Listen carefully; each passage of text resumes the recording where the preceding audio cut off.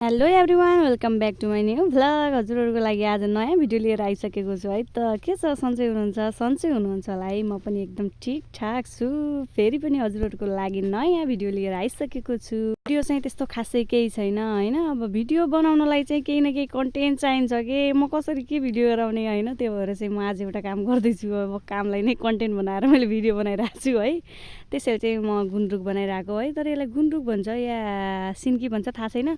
मैले यो गोपीको पातहरू पनि लगेको छु है। गोपीको पातहरू पनि एक्स्ट्रा थियो, त्यो भएर चाहिँ गोपीको पातहरू अनि साथसाथै मुला अनि गोपीको पातहरूको मिक्स गरेर बनाउँदैछु। कस्तो हुन्छ आई डोन्ट नो, मलाई थाहा छैन होइन।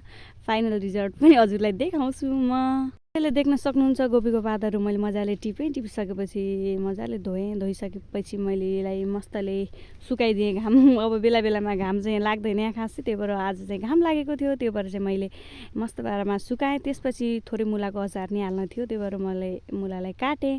अब घाम लागेको देखेपछि चाहिँ यस्तै हो।